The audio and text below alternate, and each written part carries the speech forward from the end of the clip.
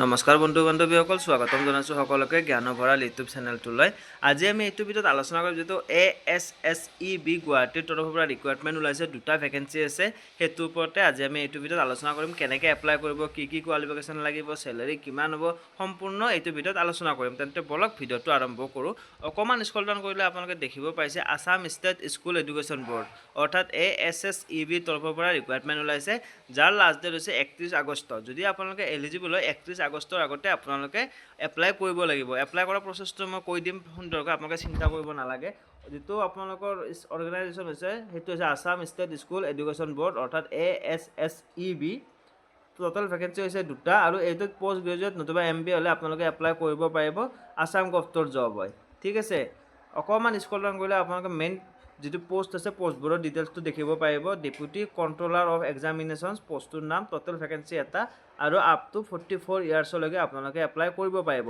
কিন্তু যদি আপোনালোকে কিবা কাষ্ট বিলং কৰে তেনেহ'লে আপোনালোকে এজ ৰিলেক্সেশ্যনো পাব, ঠিক আছে। যদি আপোনালোকে কিবা কাষ্ট বিলং কৰে আপোনালোকে ৰিলেক্সেশ্যনো পাব। এয়া আপোনালোকে চাব পাৰিছে যিটো চেলাৰী দিয়া হৈছে, চেলাৰী হৈছে 30,000 টকাৰ পৰা 1,10,000, আৰু যিটো গ্ৰেড পে দিয়া হ'ব 14,500 টকা।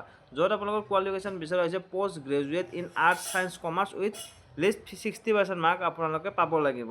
আৰু এছেঞ্চিয়েল কোৱালিফিকেশ্যন ইয়াতে দিয়া আছে পষ্ট গ্ৰেজুৱেট টিচাৰ লগত নতুবা assistant professor in college university, তেনেকুৱাকৈ আপোনালোকৰ এছেঞ্চিয়েল এক্সপিৰিয়েঞ্চখিনি আপোনালোকৰ ইয়াতে বিচৰা হৈছে, ঠিক আছে। নেক্সট হৈছে ডেপুটি ছেক্ৰেটাৰী এডমিনিষ্ট্ৰেশ্যনত হ'ব, তাৰ টোটেল ভেকেঞ্চি হৈছে এটা, আৰু এইটোতো এজ লিমিট দিয়া আছে 44 ইয়াৰ্ছ। চেলাৰী হ'ব 30,000 টকাৰ পৰা 1,10,000 টকালৈকে, গ্ৰেড পে হ'ব 14,500 টকা।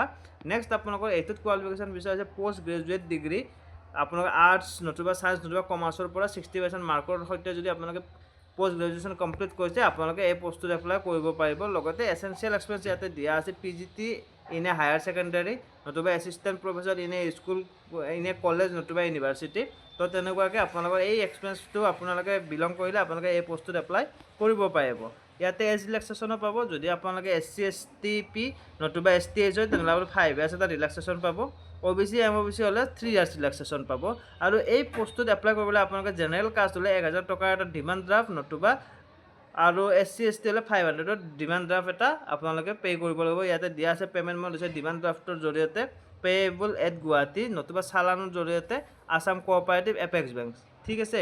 নেক্সট ইম্পৰ্টেণ্ট ডেটকেইটা কৈ দিছোঁ মই। 1 আগষ্টত আৰম্ভ হ'ব আৰু 21 আগষ্ট হৈছে লাষ্ট ডেট। যদি আপোনালোকে এলিজিবল হয় 21 আগষ্টত আপোনালোকৰ এপ্লিকেশ্যনটো চেজ হ'ব। গতিকে আপোনালোকে এলিজিবল হ'লে নিশ্চয় 21 আগষ্টৰ আগতে আপোনালোকে এপ্লাই কৰি দিব।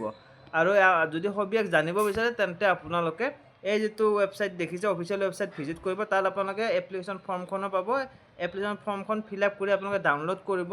কৰি পেলাই আপোনালোকে যিটো হাৰ্ড কপি আছে সেইটো নিজৰ ডকুমেণ্টছৰ লগতে এই office of state Assam state school education board division 1 বামুণী মৈদাম গুৱাহাটী 21 এইটো এড্ৰেছত আপোনালোকে নিজৰ ডকুমেণ্টছখিনি পঠিয়াব লাগিব। হাৰ্ড কপি ইয়াত জমা কৰিব লাগিব যদি আপোনালোকে এপ্লাই কৰে, ঠিক আছে। কিবা ডাউট থাকিলে কমেণ্ট বক্সত জনাব। এইখিনি আছিল ভিডিঅ'টো, ধন্যবাদ।